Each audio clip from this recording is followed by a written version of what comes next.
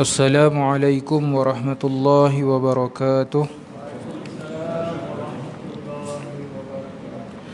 A'udzu billahi minasyaitonir rajim. Bismillahirrahmanirrahim. Bismillah walhamdulillah. Wa bihi nasta'inu ala umurud dunya waddin. Asyhadu an la ilaha illallah wahdahu la syarika lah. Wa asyhadu anna Muhammadan abduhu wa rasuluh. Allahumma salli wa sallim وبارك على سيدنا وحبيبنا محمد وعلى آله وصحبه أجمعين سبحانك لا علم لنا إلا ما علمتنا إنك أنت العليم الحكيم يا الله يا فتاح يا عالم افتح قلوبنا فتوح العارفين اللهم افتح علينا في قلوبنا فتوح العارفين وارزقنا فهم النبيين وإلهام الملائكة المقربين ولا حول ولا قوة إلا بالله العلي العظيم. Alhamdulillah, syukur pada Allah Subhanahu wa taala, sama-sama pada pagi ini masih lagi dipanjangkan umur kita, diberikan ruang dan peluang sama-sama dapat kita hadir untuk menunaikan solat subuh secara berjamaah dan sama-sama dapat kita duduk di dalam majlis ilmu. Mudah-mudahan kita semua mendapat rahmat keberkatan daripada Allah Subhanahu wa taala. InsyaAllah pada pagi ini kita akan sambung kembali pengajian kita bagi membicarakan kitab Hadis 40 Imam Nawawi, yang mana kita masih lagi membicarakan pada hadis yang ke-15, yang ini di antara ciri-ciri keimanan. An Abi Hurairah radhiyallahu anhu anna Rasulullah sallallahu alaihi wasallam qala man kana yu'minu billahi yawmil akhir فليقل خيرا أو ليصمت ومن كان يؤمن بالله يوم الآخر فليكرم جاره ومن كان يؤمن بالله يوم الآخر فليكرم ضيفه. Daripada Sayyidina Abu Hurairah radhiyallahu anhu bahawa Rasulullah sallallahu alaihi wasallam bersabda, sesiapa yang beriman kepada Allah dan hari akhirat, dia hendaklah berkata yang baik atau diam. Sesiapa yang beriman kepada Allah dan hari akhirat, dia hendaklah memuliakan jiran tetangga. Sesiapa yang beriman kepada Allah dan hari akhirat, dia hendaklah memuliakan tetamunya. Hadis riwayat Imam Bukhari dan Imam Muslim. Maka kita akan sambung perbincangan kita pada pagi ini, iaitu salah satu ciri yang terakhir disebutkan di dalam hadis ini, iaitu barang siapa yang beriman kepada Allah dan hari akhirat, maka muliakanlah tetamunya. Maka seterusnya kita bincang pada pagi ini, melayani tetamu, hak bagi tetamu ke atas tuan rumah atau hanya satu ihsan. Melayani tetamu adalah di antara kemuliaan akhlak dan adab Islam, akhlak para nabi dan orang soleh. Adakah melayani tetamu itu satu kemuliaan dan ihsan daripada orang yang diziarahi, atau adalah satu hak bagi tetamu yang wajib dipenuhi? Maka dibawa persoalan di sini, adakah melayani tetamu itu sebagai satu akhlak mulia daripada tuan rumah, ataupun hak tetamu yang wajib tuan rumah laksanakan kepada tetamunya? Ulama berbeza pandangan berkenaan dengan hal ini, yang mana Imam Ahmad dan Al-Imam Al-Laits berpendapat bahawa melayani tetamu adalah wajib dalam batasan masa 1 hari 1 malam.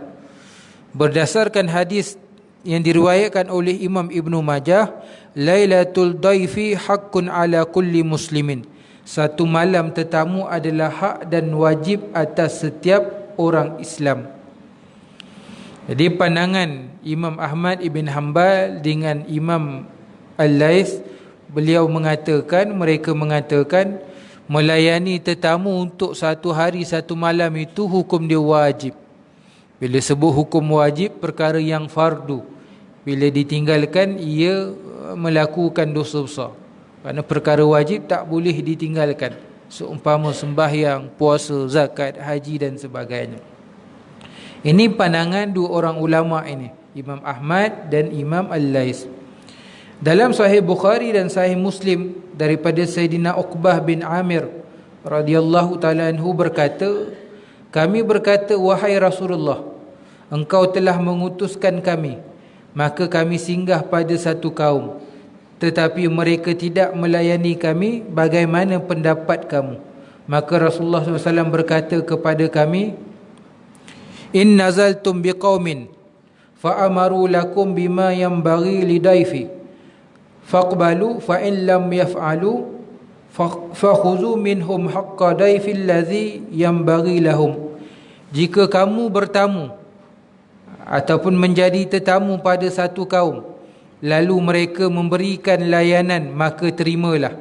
Tetapi jika mereka tidak melayani kalian ataupun kamu sebagaimana yang seharusnya, ambillah hak-hak kamu sebagai tetamu yang sepatutnya mereka tunaikan.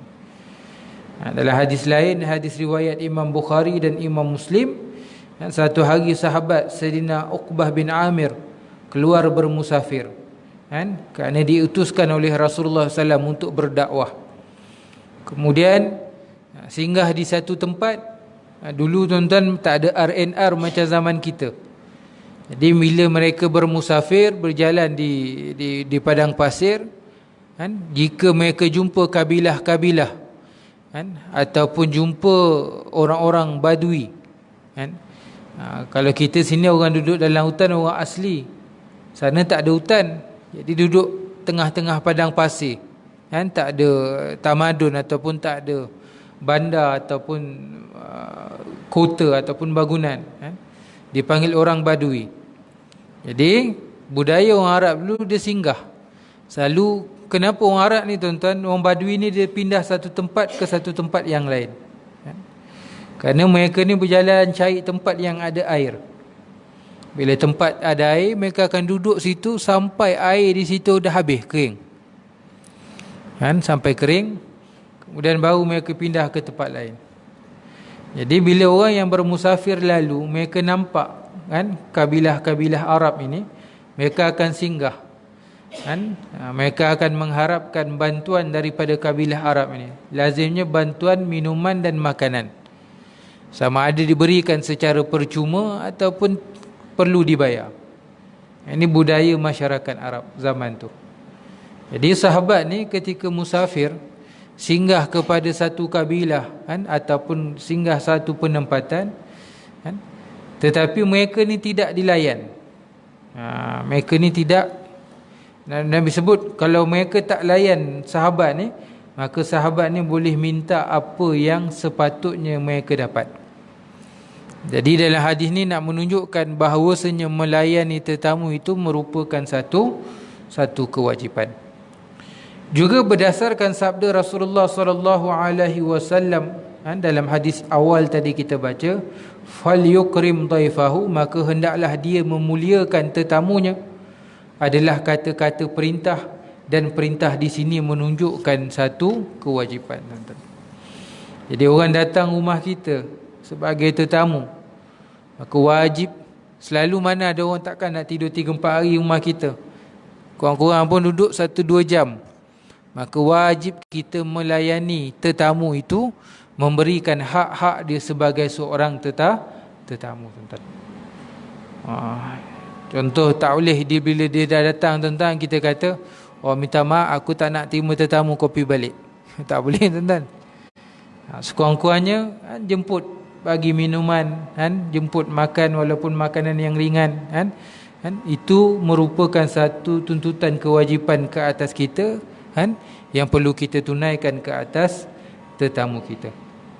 Apabila dikatakan layanan itu wajib, sedangkan tuan rumah tidak melayani dia, apakah tetamu tersebut ada hak untuk mengambil haknya sebagai tetamu dengan sendiri atau mengadukannya kepada hakim agar mengambil haknya?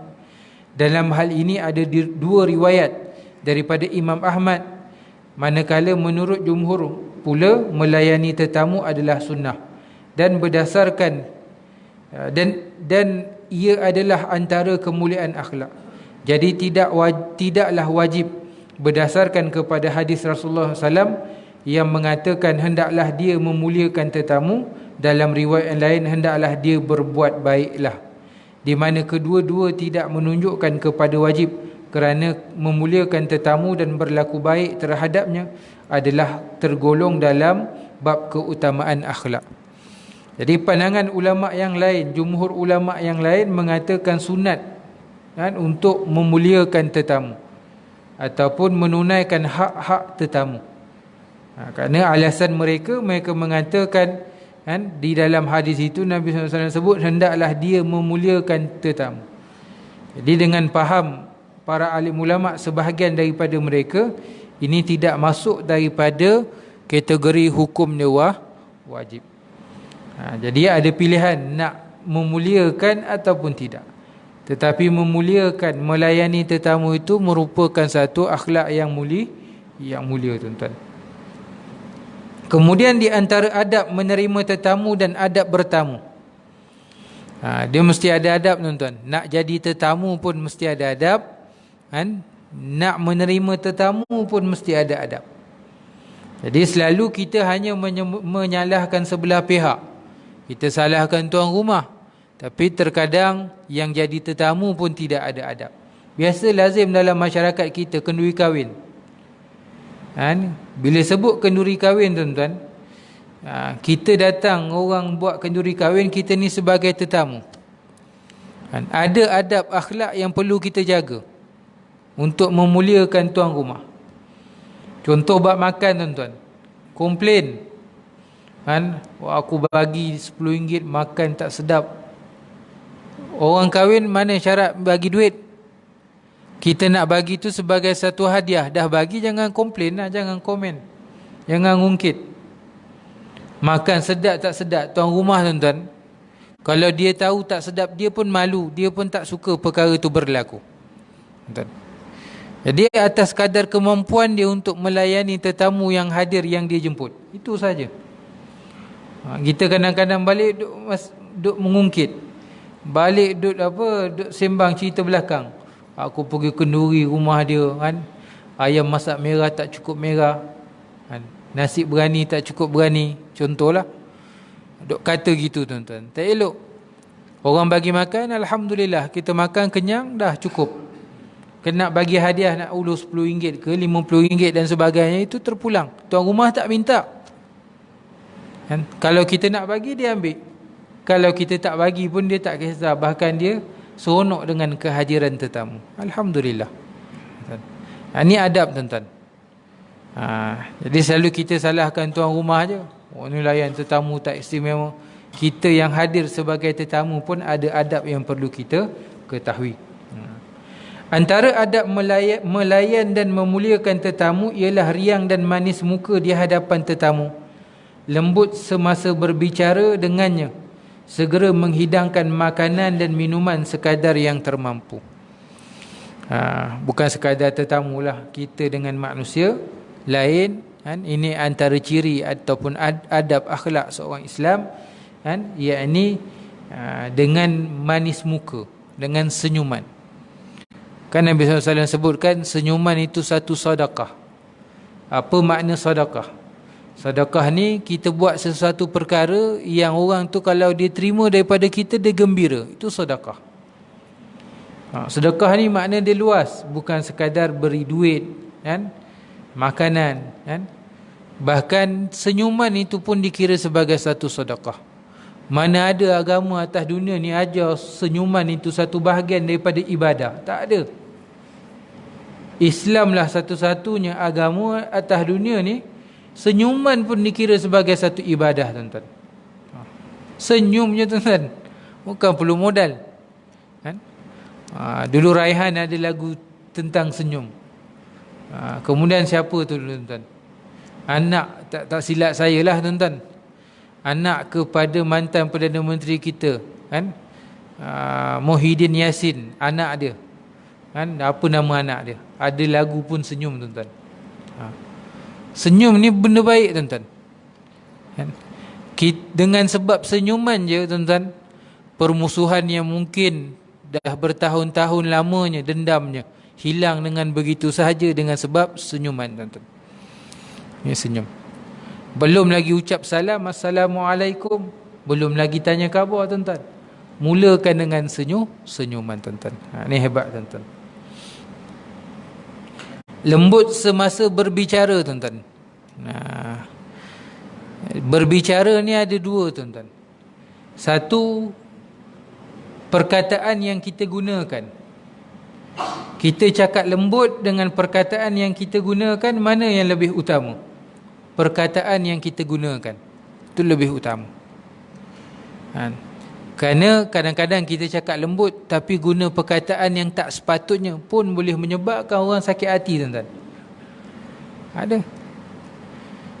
Kita sindir. Orang Melayu terkenal dengan sindiran, kan? Maksudnya cakap berlapik lah teguran, kan? Ada orang dia walaupun sindiran selalu cakap lembut je, tuan-tuan, tapi tajam pada bahasa dan perkataan dia. Sakit hati orang, tuan-tuan. Jadi dalam berbicara ni cuba, kan, kita berbicara dengan perkataan yang elok, kan, dengan gaya bahasa yang lembut, kan, supaya mudah orang menerima nasihat ataupun pandangan daripada kita, tuan-tuan. Ini adab dalam berbicara, tuan-tuan. Saya pernah contohkan di sini cara Nabi SAW berbicara, kan, dalam nak memutuskan satu-satu masalah, kan. Antaranya apa, tuan-tuan? Pernah satu ketika Sayyidina Umar dan Sayyidina Abu Bakar jumpa Rasulullah, tanyakan berkenaan dengan solat witir, kan? Sayyidina Abu Bakar solat witir dulu sebelum tidur. Sayyidina Umar tidur dulu baru solat witir, malam lah. Tanya pada Rasulullah mana satu yang betul, kan? Rasulullah kata dua-dua betul. Tak? Cara Rasulullah berbicara, kan? Dua-dua betul. Apa jawapan Rasulullah nak menenangkan hati dua-dua orang sahabat ni? Sayyidina Abu Bakar ni orang dia berhati-hati, jadi dia buat dulu baru tidur. Sayyidina Umar ni orang dia kuat, kalau dia tidur pasti dia bangun. Tak. Rasulullah tak kata kau betul kau salah, tak, kan? Kau paling betul kau kurang betul, tak ada, kan? Ini cara akhlak baginda Rasulullah sallallahu alaihi wasallam, tuan-tuan, dalam berbicara. Bahkan pada anak-anak kecil, kan, Rasulullah panggil dengan gelaran-gelaran yang baik, tuan-tuan, kan? Rasulullah memuliakan. Rasulullah usap kepala anak-anak kecil, tuan-tuan, beri manisan makanan pada anak-anak kecil. Ini akhlak baginda Rasulullah. Kita kadang kita orang dewasa dengan kanak-kanak, kau tak reti nak hormat orang tua ke? Kita cakap betul tapi gaya penyampaian kita tak tepat. Nasihat tu dah betul lah, kan? Kau tak hormat ke orang tu? Kau tak nampak aku kat depan ni, tak salam ke? Dah betul. Tapi cara penyampaian nasihat kita tak bagus, tak tepat. Kanak-kanak ni, tuan-tuan, satu generasi yang dia akan serap apa sahaja maklumat yang datang daripada yang datang di sekeliling dia. Kalau kita nak generasi anak-anak ni generasi yang baik, kita orang dewasa dah tunjuk kebaikan pada anak-anak ni. Kerana mereka ni belajar daripada orang lain, tuan-tuan. Itu sebab anak-anak yang datang surau, datang masjid ikut mak ayah, selalunya insya-Allah anak-anak ni jadi akan anak-anak yang baik. Kerana aura positif yang ada dalam masjid dan surau, akhlak-akhlak orang yang ada dalam masjid dan surau ni akan dia ambil dan dia pelajari dan dia akan praktikkan pada masa dia dewasa nanti. Banding kita bawa pergi tah mana-mana kat luar, dia belajar benda tak elok kat luar, akhirnya dia praktikkan apa yang dia belajar yang tak elok yang ada di luar, tuan-tuan. Ayat tadi kita sebutlah, kan, pada anak-anak ni kita kata kau tak reti ke hormat aku orang tua, salamlah kau budak-budak. Contoh, kenapa kita tak boleh ubah? Kita ambil satu ayat, kau tak sayang ke pakcik, salamlah, teringin pakcik nak salam dengan kau. Lain, tuan-tuan, gaya bahasa dia. Dia akan terima, kan, mesej yang kita sampaikan itu seolah mesej kasih sayang, kan? Beza. Lama pakcik tak nampak kau, tak nak salam pakcik, kecil hati pakcik. Contoh, dia akan terima sebagai positif. Oh, pakcik ni sayang aku lah. Akhirnya perkara itulah yang dia akan belajar dia belajar pada ketika tu, dan dia akan amalkan pada masa akan datang, tuan-tuan. Cuba tukar tuan-tuan. Mungkinlah bukan nak kata saya pun bagus, tak tuan-tuan, saya pun lebih kurang juga, kadang-kadang terlepas cakap. Tapi kita belajar tuan-tuan, tukar gaya bahasa tu kepada bahasa memujuk tuan-tuan. Macam kita dengan pasangan kita lah kan? Walaupun dah bertahun-tahun kahwin tuan-tuan, kadang-kadang bergaduh juga. Saya semalam tuan-tuan, saya dengan isteri saya, syarikat agensi minta saya stay sebulan dekat Saudi. Jadi saya cakap dengan isteri saya kata, semalam agensi minta untuk saya stay sebulan. Minta tu bukan arahan lah, kalau ustaz boleh. Jadi saya tanya, boleh ke kan? Jadi isteri saya cakap, terpulanglah kan, nak pergilah, tapi rindulah, tak boleh nak gaduh kan. Dia kadang-kadang dalam kehidupan ni, dia bukan gaduh serius lah, maksudnya kadang orang perempuan ni dia penat tuan-tuan, dia diam penat, dia kena bercakap. Orang lelaki ni bercakap penat tuan-tuan kan, dia suka diam. Itu orang perempuan dia kena tahu. Orang perempuan pun kami tahu, diam tu memenatkan. Jadi dia nak bercakap, nak berletih ke apa, dia nak ada orang dengar. Kadang saja benda tak ada apa, nak buat gaduh je tuan-tuan. Cuma hati-hatilah kan, hati-hati. Macam kita ni orang lelaki kan, orang lelaki ni dia ada barang dia juga kan. Banding orang perempuan ni dia garang-garang pun tetap penakut. Orang lelaki ni lain, dia punya garang lain macam kan. Benda yang remeh-temeh ni jangan apa, jangan jadikan isu kan dalam keluarga tuan-tuan. Ni komunikasilah dalam keluarga, hubungan suami isteri dan sebagainya. Sebab petua tok nenek kita dulu, mak ayah kita dulu kan, dah rapat renggang-renggangkan balik kan. Sayang isteri tinggalkan, sayang anak tangan-tangankan. Tinggal tu bukan tinggal langsung, maksudnya apa? Bila dah rapat, renggangkan sikit, supaya dihargai kan hubungan tu. Tu sebab dulu ada ulama sebut tuan-tuan kan? Ada satu kisah, seorang lelaki ni, orang tua dia meninggal, ayah dia meninggal. Sebelum ayah dia meninggal, ayah dia wasiatkan beberapa perkara kan? Ayah dia kata makan sedap-sedap kan? Kemudian kahwin selalu kan? Kemudian buat rumah banyak-banyak. Jadi si anak ni bila ayah dia wasiatkan begitu, dia pening, dia tak faham apa wasiat daripada ayah dia. Dia tanya kepada seorang ulama di tempat dia, apa maksud makan sedap-sedap? Makan sedap-sedap banyakkan berpuasa. Bila selalu berpuasa, bila lapar, makan yang tak sedap boleh jadi sedap. Betul kan? Kemudian kahwin selalu. Jadi ulama tu kata apa? Lazimkan keluar bermusafir, berdakwah kan? Bila sekali-sekala balik jumpa isteri macam malam pertama tuan-tuan. Kehangatan, keseronokan tuan-tuan. Jadi kita hari-hari pandang tuan-tuan kan, lama-lama pun jemu juga. Tapi sekali-sekala keluar pergi outstation dan sebagainya kan, kemudian balik jumpa tu rasa semangat balik tuan-tuan. Saya hari tu tuan-tuan bulan 1 saya sebulan di Saudi.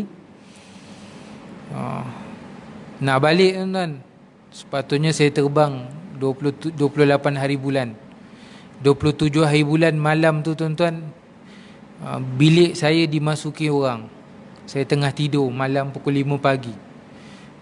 Saya punya posh bag kena curi. Dalam tu pasport, duit, kad menalan semua hilang tuan-tuan. Termenung saya tuan-tuan. 27 malam, 28 besok tu nak balik. Termenung saya tuan-tuan. Menangis saya, hantar jemaah kat airport. Jemaah tak menangis, saya menangis tuan-tuan. Tak apa balik tuan-tuan, dah sebulan. Dah sebelum tu dah video call dengan isteri saya, fikir esok nak balik lah apa semua. Seronok nak jumpa isteri tuan-tuan. Kan? Pokok kurma dah nampak macam pokok sawit tuan-tuan. Punya rindu tuan-tuan. Kan? Itu hikmah dia tuan-tuan. Belajar menghargai pasangan kita tuan-tuan.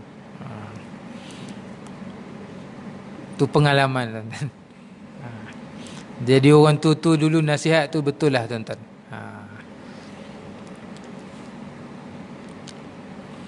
Kemudian yang ketiga, buat rumah banyak-banyak. Apa dia? Banyakkan, ramaikan kawan, bukan ramaikan musuh. Kat mana kita ada kawan, insya-Allah kita susah nak tumpang ke, dia akan bagi tumpang. Kat Selangor ada kawan, kat Perak ada kawan, Kedah ada kawan, Penang ada kawan, Perlis ada kawan, Kelantan, apa semua. Pergi mana-mana telefon, aku kat sinilah. Jemput datang, tidurlah rumah aku. Banyaklah rumah kita tuan-tuan. Itu hikmah dia lah. Ini adab kita. Kemudian disebut di sini, pada sehari semalam pertama hendaklah dilebihkan makanan daripada yang diberikan kepada keluarganya. Pada 2 hari berikutnya diberikan makanan sebagaimana diberikan kepada keluarganya, tanpa membebankan diri untuk menyediakannya, dan jangan sampai memudaratkan keluarga. Imam Muslim meriwayatkan sabda Rasulullah sallallahu alaihi wasallam, melayani tetamu itu selama 3 hari, wajibnya 1 hari 1 malam, adapun selebihnya adalah pahala sedekah terhadapnya. Kemudian di antara adab bertamu pula ialah jangan menyusah dan menimbulkan rasa tidak senang hati kepada tuan rumah. Kita datang jadi tetamu, jangan menyusahkan tuan rumah. Jangan cakap, aku tetamu, hak akulah, malam ni kambing golek seekor. Kan menyusahkan orang. Malam ni aku nak tidur, kalau boleh bagi tidur bilik yang special, contoh. Jangan macam tu. Kita datang sebagai tetamu, apa sahaja yang dilayani oleh tuan rumah kepada kita, kita terima dengan baik. Kemudian had kita 3 hari. Jangan teruskan hari ke-4, ke-5 dan seterusnya tanpa minta izin ataupun tanpa pelawaan daripada tuan rumah. Kita minta, contohlah, ni zaman dulu tuan-tuan, bukan zaman sekarang. Sekarang hotel banyak. Hotel tak kisah tuan-tuan nak duduk sebulan pun janji bayar je tuan-tuan. Dulu tak ada tempat-tempat penginapan. Jadi kita singgah mana-mana rumah kawan-kawan ataupun saudara mara kita, dah duduk 3 hari. Kemudian tuan rumah pun tak cakap apa, diam. Kita pun diam, okey lah tu, tambah hari ke-4, hari ke-5 dan sebagainya. Ini perkara yang buruk adab ataupun akhlak sebagai seorang tetamu. Kemudian hadis daripada Rasulullah sallallahu alaihi wasallam, tidak halal bagi seorang muslim itu bermukim di tempat saudaranya sehingga menjatuhkannya ke dalam dosa. Ini apa dia? Kita menjadi tetamu, menyusahkan tuan rumah sehingga tuan rumah dia mengumpat kita, sehingga dia berdosa. Jadi tidak halal, tak boleh perkara itu berlaku. Bahkan bukan sekadar dia berdosa, kita pun sama jadi berdosa. Daripada hadis ni, antara perkara yang boleh kita belajar, kita faham tuan-tuan. Contoh tuan-tuan, ada orang ni kadang-kadang tuan-tuan, ni saya sebut secara umum lah, tak ada kaitan dengan yang kita bincang pagi ni, kan? Contoh orang sembahyang kat depan pintu masjid tuan-tuan. Ni pintu sliding door, sembahyang depan tu. Kalau penuh lain. Ini cerita sembahyang Jumaat lah, dah penuh, sembahyang depan pintu. Bagi salam, Assalamualaikum warahmatullahi, Assalamualaikum warahmatullahi, angkat kaki, cabutlah. Ini tak, depan tu angkat tangan, duk berdoa, nangis-nangis tuan-tuan. Sepatutnya apa tuan-tuan? Hak orang untuk keluar melalui pintu tu, ada jalan lain ke tuan-tuan? Dia menghalang orang, walaupun dia ibadahnya itu bukan ibadah yang mendatangkan pahala, bahkan jadi berdosa tuan-tuan. Kena tahu. Contoh, saya cerita dalam kapal terbang, situasi dalam kapal terbang, nak solat dalam kapal terbang. Naik Saudi Airline dia ada surau dia, musalla dia, kan? Sembahyang Allahu Akbar, tak perlulah nak baca Allahu Akbaru kabira, baca doa iftitah. Baca Fatihah, bacalah satu, kalau nak pun bacalah satu ayat. Waladdallin, amin, bismillahirrahmanirrahim, alif lam mim, Allahu Akbar, rukuk. Bagi salam, assalamualaikum warahmatullahi, assalamualaikum warahmatullahi. Dah bangun, angkat kaki, pergi duduk dekat kursi. Nak zikir-zikir kat kursi. Ini duduk kat surau tu dengan pegang tasbih, la ilaha illallah. Orang lain nak sembahyang, tuan-tuan, dia buat perkara sunat, sedangkan orang lain nak selesaikan kewajipan. Mana lebih utama, tuan-tuan? Dia sangka perkara amal ibadah dia buat tu dah betul, sebenarnya dia sedang melakukan kesalahan, tuan-tuan. Dosa pada dia, tuan-tuan. Sebab apa? Sebab dia menghalang orang lain untuk melaksanakan kewajipan, tuan-tuan. Kita tak perasan. Kenapa jadi begitu? Sebab apa? Sebab kita tak ada ilmu, tuan-tuan. Orang boleh sembahyang jamak qausar. Oh, tak nak. Apa nak jamak-jamak qausar ni? Sembahyang 4 rakaat lah.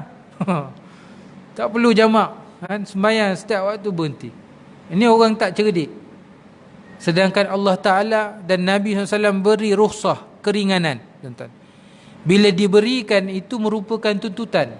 Bila tuntutan, bila kita laksanakan, dia jadi satu ibadah, kan? Memanglah kita kalau nak timbang 4 rakaat zuhur dengan qausar 2 rakaat zuhur, seolah 4 rakaat tu banyak, lebih banyak pahala. Kita tertipu, tuan-tuan. Sebab apa? Sebab kita tak belajar. Ini penting, tuan-tuan. Jadi kita menyangka, tuan-tuan, kita ada hak kita sebagai tetamu. Tuan rumah kena layan kita.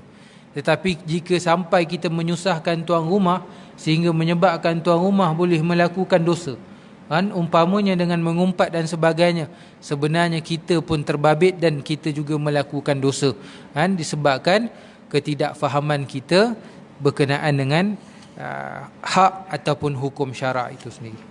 Jadi kesimpulan daripada hadis yang ke-15 ini, kan, antara beberapa perkara yang boleh kita ambil, yang mana ciri-ciri orang beriman, saya ulang sedikit, ciri-ciri orang yang beriman, mesti dia bercakap dengan percakapan yang baik ataupun dia diam kalau dia tidak mampu bercakap dengan percakapan yang baik. Bila sebut percakapan, termasuklah dengan media sosial, kan, kita WhatsApp, kita tulis dekat Facebook dan sebagainya, tuan-tuan. Yang seterusnya, antara ciri orang yang beriman dengan Allah dan hari akhirat, kan, orang yang memuliakan jirannya. Memuliakan jirannya, iaitu tak melakukan perkara-perkara yang boleh menyebabkan jirannya sakit hati, kan, yang menyebabkan berlakunya hubungan yang tak elok dengan jirannya. Jadi perlu muliakan jiran. Ini ciri ataupun akhlak yang baik, tuan-tuan. Kemudian antara ciri yang terakhir lagi disebut di sini, orang yang memuliakan tetamu, tuan-tuan. Jadi maksudnya apa, tuan-tuan? Selain hubungan kita hablum minallah, hablum minan nas pun kita kena jaga, tuan-tuan. Kita sembahyang, kan, sembahyang sakan, kan, berjemaah, kan, nak konon ikut sunnah macam-macam, pakai jubah, pakai celak, bukan menghina, tapi kena faham, kita jaga hubungan dengan Allah, tapi dalam masa yang sama kena jaga hubungan dengan sesama manusia. Dengan Allah, rahmat kasih sayang Allah, Allah mudah nak mengampunkan dosa kita, nak memaafkan kita. Tapi dengan manusia, belum tentu manusia mudah untuk memaafkan kita, tuan-tuan. Jadi bukan sekadar jaga hubungan dengan Allah, tetapi jaga juga hubungan kita dengan sesama manusia. Wallahu ta'ala a'lam. Alhamdulillah, kita dah habis hadis ke-15, jilid yang pertama. Nanti kita akan masuk jilid yang kedua, insya-Allah, pada masa yang akan datang. Jadi sebelum saya tutup kuliah pada pagi ini, sikit perkongsian maklumat, insya-Allah. 22 hari bulan ni saya akan ke Tanah Suci, dan mungkin saya sebulan lah, kan? Mungkin saya sebulan, belum confirm lagi lah Tanah Suci. Jadi kalau ada sesiapa yang berhajat nak wakaf Quran, nak wakaf kerusi solat, kan, nak sedekah makanan di sana, nanti bolehlah hubungi saya. Kursi solat tu, kursi sembahyang tu utamalah kan. Sebab saya tengok kat sana memang tak cukup kan. Sekarang ni memang orang Malaysia pun dah banyak sedekah wakaf kursi sembahyang ni tentang kursi solat ni. Jemaah-jemaah saya pun saya cakap, yang jenis sembahyang dah tak boleh duduk kat lantai ni, yang pakai kursi, ustaz kena bawa kursi ke? Kena. Kalau tak bawa kursi, sana sorry lah, lambat datang masjid kursi dah habis dah. Jadi kalau ada siapa yang nak wakaf tu, saya galakkan lah kursi. Dan sedekah makanan lah. Kursi sembahyang tu RM60, RM50. Makan tu RM12 lah, RM10 kan. Makan tu nasi Arab, ayam potong 4. Bukan tak boleh potong kecil, memang restoran tu buat macam tu, potong 4. Kemudian air mineral 1 lah, 1 set makanan. Jadi kalau siapa berhajat boleh hubungi saya lah. Kemudian pagi ni saya ada bawa air zam-zam, ada 3 botol. Saya bawa 1 botol 5 liter. Dia punya sagu hati dia, 1 botol tu RM150 lah. Kalau ada siapa-siapa berhajat, tak bawa duit pun tak apa, tuan-tuan boleh bank in pun boleh transfer. Kalau terlupa tak apalah, saya maafkan insya-Allah. Wallahu ta'ala a'lam. Jadi kita tutup majlis kita dengan bacaan doa dengan tasbih kafarah dan surah Al-Asr. A'udzubillahi minasyaitonirrajim. Bismillahirrahmanirrahim. Alhamdulillahi rabbil alamin. Wassalatu wassalamu ala sayyidil mursalin sayyidina wa maulana Muhammad wa ala alihi wa sahbihi ajma'in.